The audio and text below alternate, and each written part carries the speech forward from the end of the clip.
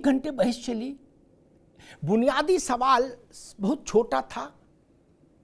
मैं उम्मीद कर रहा था कि उस पर सारे पक्ष, एच.एस. रावत जहां एक और, वहां दूसरी ओर फजील अहमद भी, जहां मैथिल जी वहां दूसरी ओर शहाबुद्दीन साहब भी, इस बात पर एक राय होते तो भारत का मान बढ़ता कि हम हमास की निंदा करते हैं बिना किसी किंतु परंतु के।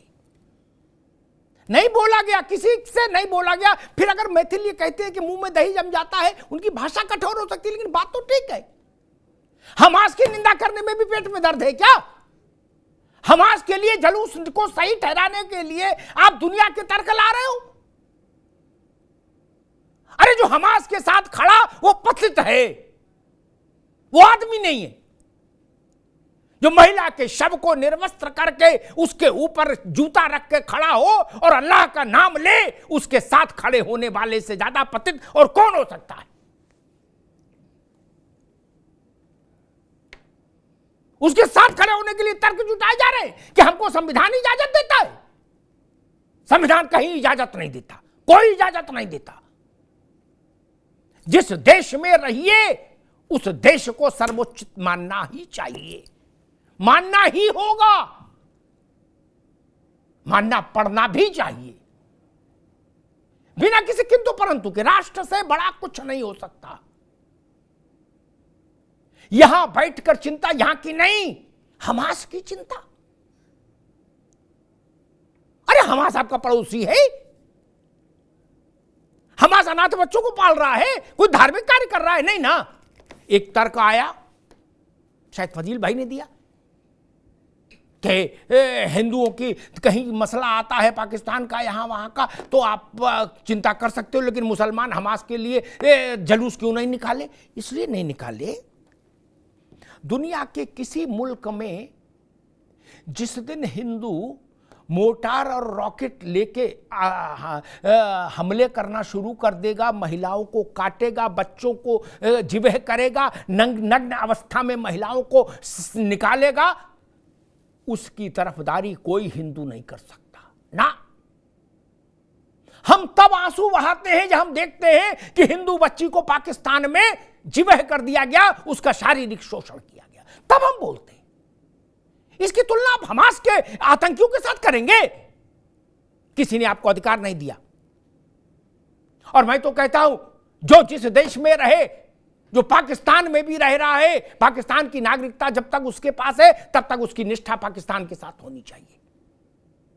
वैसा वैसे ही भारत। इसको दाएं बाएं करके भागने की कोशिश मत करिए। अब गंगा में बहुत पानी बह गया। फलस्तीन की बात उठाई, पता नहीं शहाबुद्दीन साहब ने उठाई। मैं बता दूं बात इतिहास की, फलस्तीन को लेके भारत की पुरानी सरकार ने जितनी तत्परता दिखाई, उतनी तत्परता तो कभी मेरे ख्याल से किसी सरकारी विभाग ने बर्थ सर्टिफिकेट जारी करने में भी नहीं दिखाता।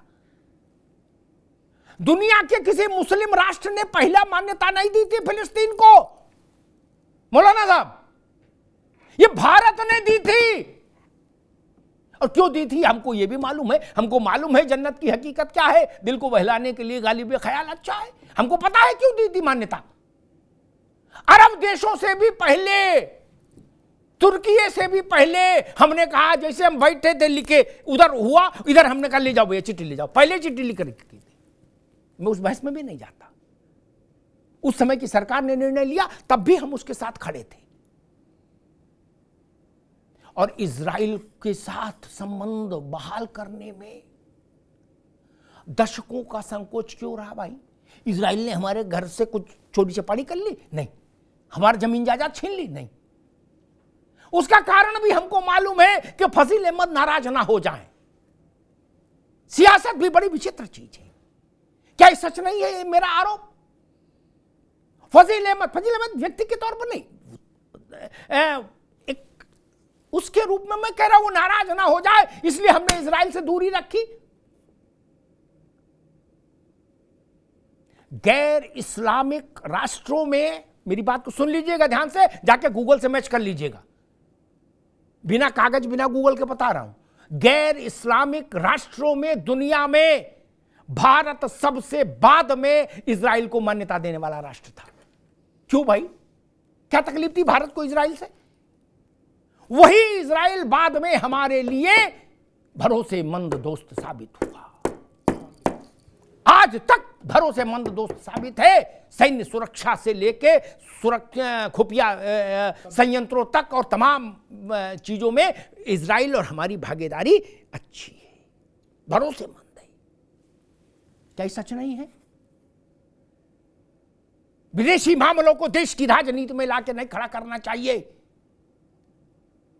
यहां फसील अहमद को खुश करना है, इसलिए यासिर अराफात को मान्यता देनी है, यह तरीका ठीक नहीं होना चाहिए। हमको देखना चाहिए भारत के लिए फायदा लाभ है तो मान्यता देंगे, नहीं तो नहीं देंगे। किसी धर्म जात का मामला हो, भारत की धर्म की स्थिति ये कि धर्म जात की राजनीति देश के चुनाव से हटके अंतरराष्ट्रीय स्तर तक चली गई। बोले इजराइल को मान्यता नहीं देना, बोले क्यों? बोले मुरादाबाद में चुनाव हार जाओगे। अरे भाई मुरादाबाद वाले का क्या लेना देना इजराइल से? बोले बरेली में भी हार जाओगे, आला हजरत दरगाह वाले लोग आपके खिलाफ फतवा जारी कर देंगे। क्यों भाई? बोले हैदराबाद में भी हार जाओगे। क्यों? लेना देना क्या भाई, बताइए ना। हैदराबाद के आदमी का इजराइल से क्या लेना देना? इजराइल का प्रधानमंत्री भारत आए तो यह हैदराबाद में आदमी छाती क्यों पीटे? अरे भाई बिरयानी खाओ, सो जाओ, आपको क्या तकलीफ है? आपसे कोई लेना देना है नहीं ना। इसलिए मैं कहता हूं धर्म से राष्ट्र की प्रतिस्पर्धा मत करिए। राष्ट्र की सर्वोच्चता असंदिग्ध होनी चाहिए, उसमें किंतु परंतु नहीं चलेंगे। मैं फाजिल साहब की इस बात से बिल्कुल असहमत हूं 100%। भारत का निर्णय भारत के 150 करोड़ लोगों पर लागू। हम आंतरिक मसलों में लड़ेंगे, एक दूसरे के खिलाफ खड़े होंगे, जुलूस निकालेंगे, धरना देंगे, जेल भरो आंदोलन करेंगे। लेकिन देश के तौर पर जब देश भारत कोई निर्णय लेगा, अब क्या समझा, कैसा चित्र बनाया जा रहा है कि इजराइल का मतलब भाजपा, गनीमत है ये नहीं बोल दिया बजरंग दल। नहीं, कल को कुछ सिर्फ ये भी बोल सकते कि इजराइल का मतलब बजरंग दल। जवाहरलाल का भी भारत वही जो मोदी का भारत, और मोदी का भी भारत वही जो जवाहरलाल नेहरू का। कौन लोग हैं जो इसमें विभाजन करना चाहते हैं? क्या नेहरू के पास ज्यादा अथॉरिटी दी थी देश ने, मोदी के पास कम है? नहीं ना। जो इस गद्दी पर बैठा, जिसको देश ने प्रधानमंत्री चुना, वो सिरमत है, उसका नाम नरेंद्र मोदी हो या जवाहरलाल नेहरू हो, इसे क्या फर्क पड़ता है? और ये बात बड़ी खतरनाक है, मैं फिर दोहरा दूं जिसके लिए मैं बहस लाया। आप किस आधार पर हमास की तरफदारी कर रहे हैं, वो आधार बहुत खतरनाक है किसी भी देश के लिए। आपने क्या कहा नारे में कि हमारा तुम्हारा रिश्ता क्या है, उसकी जो व्याख्या आपने की वो व्याख्या खतरनाक है। ये तो तमाम मुल्कों की राष्ट्रीयता को लेके डूब जाएगी ये व्याख्या। आपने राष्ट्रीयता माना ही नहीं, नकार दिया। बोले हमारा तुम्हारा रिश्ता, जो अभी बता रहे थे मैथिल साहब, उसको नारे को मैं दोहराना नहीं चाहता। हमास ने पाप किया, जघन्य पाप किया, बर्बर बहशी, वो एक विषय। और दूसरा विषय कि हम किस लिए खड़े हैं हमास के पक्ष में। बोले उनकी भी कमीज इस रंग की और मेरी भी कमीज इस रंग की, ये तरीका ठीक नहीं है। आपने सुना कभी ऐसा जुलूस निकला हो कि किसी मुल्क में कोई हिंदू अपराध करके जेल में गया हो और भारत में जुलूस निकाला हो किसी ने कि नहीं नहीं ये हिंदू है इसलिए हम इसके साथ हैं? नहीं ना। इसलिए इस जुलूस की इजाजत हिंदुस्तान में नहीं मिल सकती, नहीं मिलनी चाहिए। आप विदेश के घटनाक्रमों को धर्म और जाति की आधार, भारत की धर्म और जाति की राजनीति के आधार पर तौलेंगे तो देश की राष्ट्रीयता खतरे में पड़ जाएगी, राष्ट्र की सर्वोच्चता खतरे में पड़ जाएगी। भारत माता का जो सर्वोच्च आसन है वो खतरे में पड़ेगा। ये कैसे स्वीकार कर लेगा कोई स्वाभिमानी देश? दुनिया भर में जितने मुल्कों में जो हमास के आतंकी जिस मजहब को मानते हैं, जिनके लिए नारा लगाया एएमयू में, दुनिया भर के तमाम मुल्कों में वो धर्म मजहब है, तो कि सब लोग मिलकर एक हो जाएंगे, एक नया विश्व बनाएंगे, उसमें राष्ट्र की कोई भूमिका नहीं होगी, राष्ट्रीय नागरिकता नहीं होगी, क्या कोई इस्लामिक वर्ल्ड टाइप की चीज आपके दिमाग में है, कोई यूटोपिया है? एक अब तो रहे नहीं, बड़े बूढ़े गिलानी थे जम्मू कश्मीर में, वो बहुत बवाली थे, उनसे गंदा भाषण बहुत ही कम लोग दे पाते हैं भारत में। मैंने उनका भाषण एक बार सुना था, यहाँ दिल्ली में आए थे ऐवान गालिब हॉल में, मैं भी चला गया, हालांकि वो केवल मुस्लिमों के लिए था, लेकिन मैं कुछ वेशभूषा बदल के पजामा जामा पहन चला गया एक के साथ, उनके दामाद के साथ गिलाई साहब, वो मेरे दोस्त हैं। उनने भारत को 100 अभद्र बातें कही, भारत के संविधान को कहा मेरी जूती की नोक पर, और बाद में मैंने जब पता किया तो भारत सरकार की सुरक्षा में चलते थे डर के मारे। मैंने कहा भैया तू आदमी अभी कह रहा था मैं बब्बर शहर हूं, और ये तो सिपाही के साथ जा रहा मारे डर के, कहां टांगे भी कांप रही इसकी। और पासपोर्ट भारत का था, और एक बार विधायक रहे थे गलती से तो उसकी पेंशन भी उठा रहे थे क्या, और मंच पे क्या बता रहे थे बच्चों को कि मेरी जूती पर है हिंदुस्तान का आईन। आपकी जूती पर है तो आप छोड़ दीजिए ना हिंदुस्तान, हिंदुस्तान की सुविधाएं छोड़ दीजिए, चलो हिंदुस्तान ना छोड़ो, सुविधाएं छोड़ दो, पेंशन ही छोड़ दो यार। भारत के फैसले के खिलाफ नहीं। हाँ, आंतरिक विषयों में मत भिन्नता लोकतंत्र का प्रमाण है, आंतरिक विषयों में मत भिन्नता जाहिर करने का अधिकार संविधान देता है, लेकिन अंतर्राष्ट्रीय विषयों में जब देश कोई राय बनाएगा आप उसके खिलाफ नहीं जा सकते, और जो उसके खिलाफ जाते हैं वो भारत की राष्ट्रीयता को चुनौती देने की कोशिश करते हैं, चाहे इधर से चाहे उधर से। हमास के कृत्य को कोई माई का लाल सही नहीं ठहरा सकता,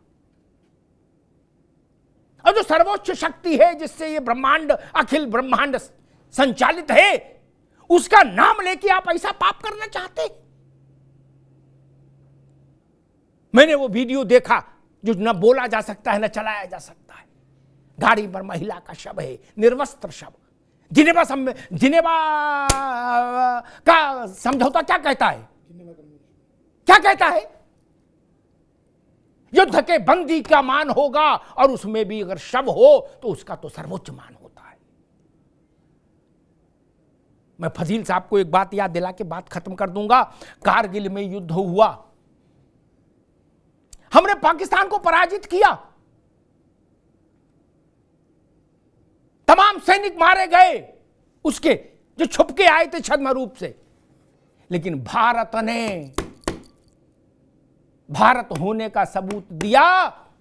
इस्लामिक रीति रिवाज से हमारी सेना ने उनका अंतिम संस्कार किया इस देश में, क्योंकि पाकिस्तान इतना गया गुजरा देश, उसने अपने सैनिकों के शव लेने से इनकार कर दिया, बोले फेंक दो इनको, कुत्ते खा जाए, हमें ले नहीं मिलना। तो भारत ने किया, अपने खजाने से टैक्स का पैसा दे के कब्र खुदवाई और उसमें फातिहा पढ़वा के दफन किया। ये भारत है, इसको किसी से सीख की जरूरत नहीं।